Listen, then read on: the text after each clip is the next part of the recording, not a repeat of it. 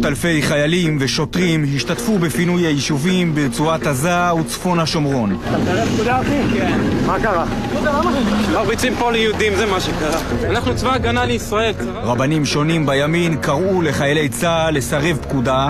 מתנגדי הפינוי הפעילו לחץ בלתי פוסק על לובשי המדים. הם לא הבעיה! מה ביקשו ממך? שם זה בעיה, שם זה בעיה. לא בשביל זה התגייסנו בצה"ל. חייל צודק, סרב פקודה! אנחנו לא אויב! לא עבר לך בראש בשום שלב? לא עבר לי בראש לסרב פקודה.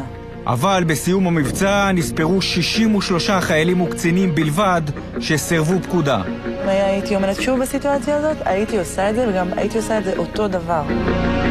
למבצע הפינוי של בית הכנסת בנווה דקלים הגיע סרן תום קוסטיקה אחרי הכנה מנטלית שנמשכה שבועות. 10 שנים היא הדחיקה את כל מה שקרה שם, עכשיו היא מוכנה לשחזר את הרגע שגרם גם לה להזיל דמעה. זה היה נורא. רואים אותך, עומדת שם בצד ובוכה. זה אחרי שפיניתי אותה. אני חושבת. למה זה גרם לך לבכות? כאילו, מה היה באותו רגע שזה היה הרגע ששבר אותך? קודם כל החיבור הזה, אתה מרגיש שאתה לא עושה משהו נגד גורם חיצוני. יהודים, אחים. היית צריכה לסרב פקודה בדיעבד? לא, חד משמעית לא.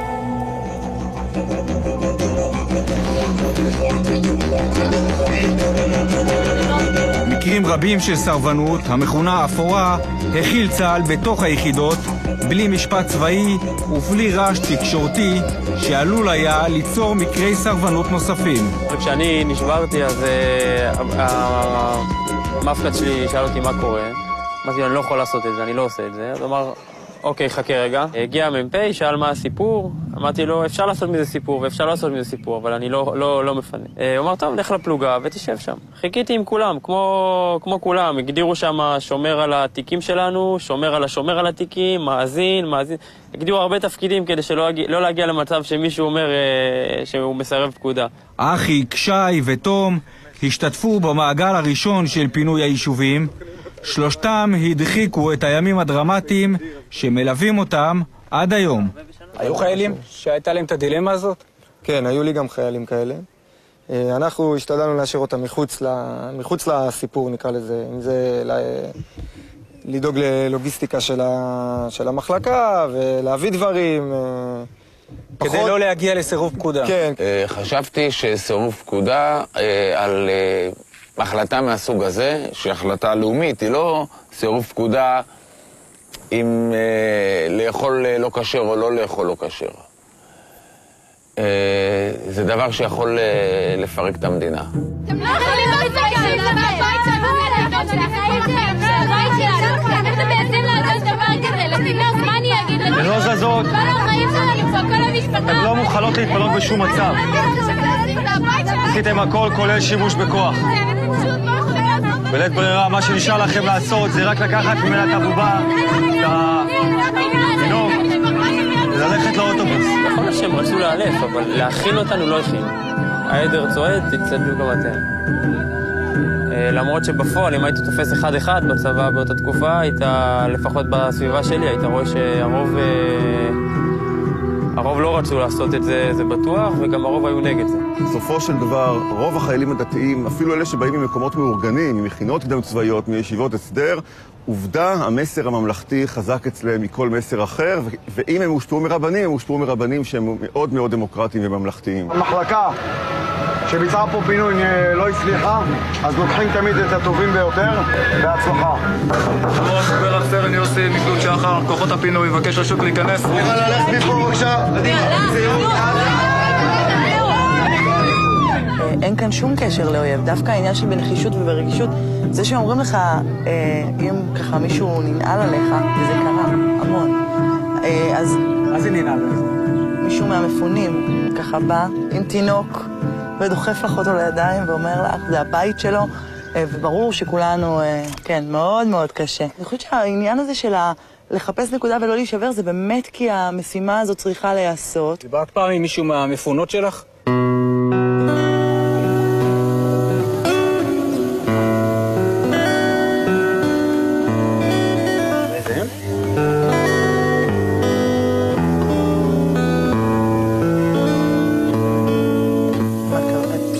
יודעת?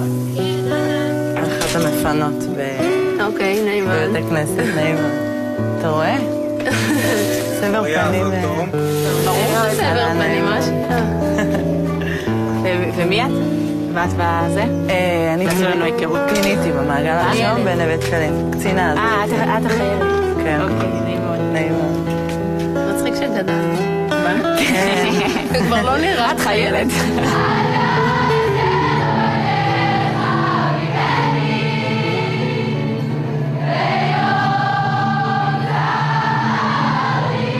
לפני 10 שנים עמדו מוריה מלמד, הנה כאן בצד ימין, והודיה מיכאלי משמאלה, על כיסא בבית הכנסת של נווה דקלים, מתפללות להצלת הגוש יחד עם מאות נערות. התפילה נגמרה, אחת המפנות הייתה סרן תום. מבחינתי זה היה סוג של משחק. כאילו זאת הייתה התחושה. נכון. כאילו אנחנו היינו שמה, והיה ברור שאנחנו רוצים להישאר שמה. ובסוף, וכאילו, ואמרו לנו שיוצאים. זו הייתה התפילה הכי חזקה בחיים שלי, אני לא נראה לי שזו הייתה לי תפילה כזאת. כן, ושל כל מי שהיה שם.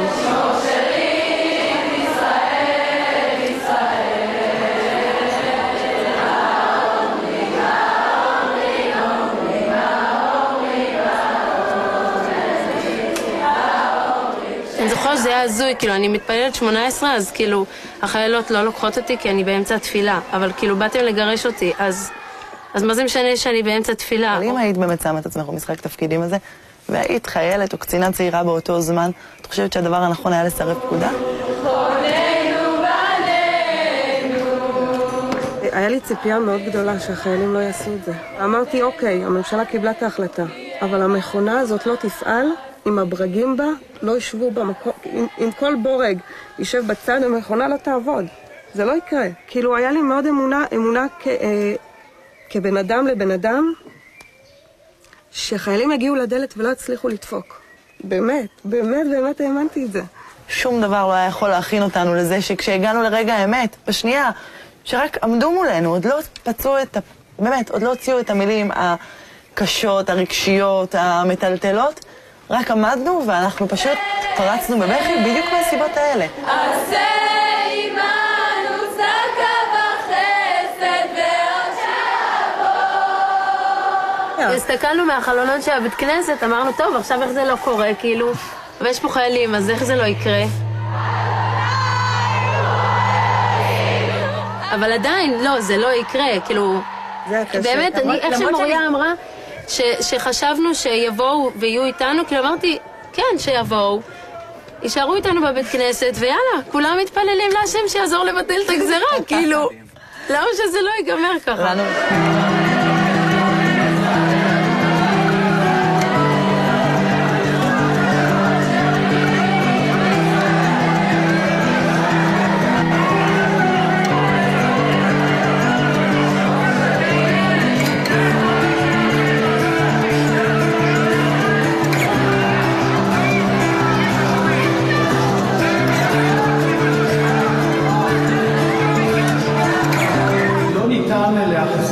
בעזה לנצח.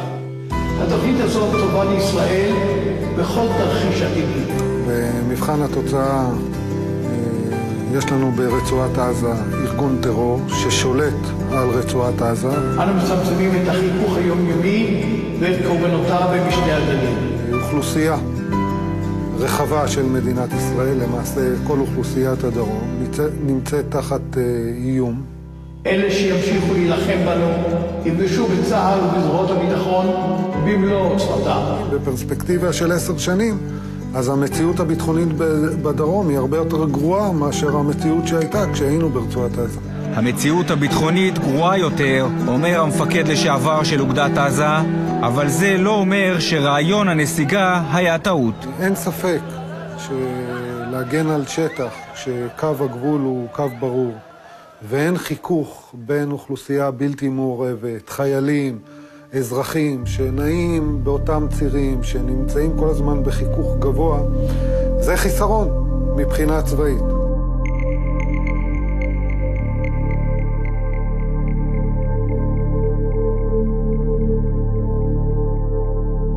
141 חיילים ואזרחים נהרגו ברצועת עזה בחמש השנים שקדמו להתנתקות.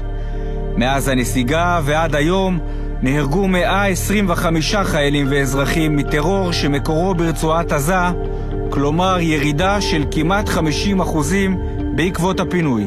מה חשבת ב-2005 על תוכנית ההתנתקות? חשבתי שזאת הזדמנות לייצר מציאות יותר נוחה למדינת ישראל, גם מבחינה מדינית, גם מבחינה אזורית, גם מבחינה כלכלית.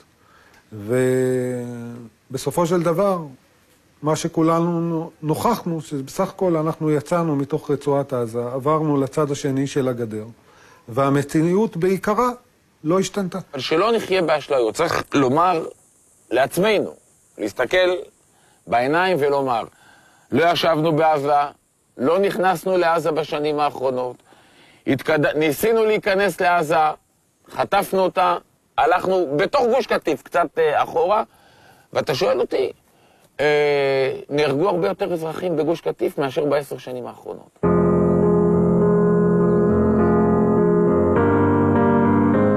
בהתנתקות הוא היה ראש אכ"א, תיווך בין הדרג הצבאי למפונים וספג לא מעט עלבונות בתוך המחנה שלו.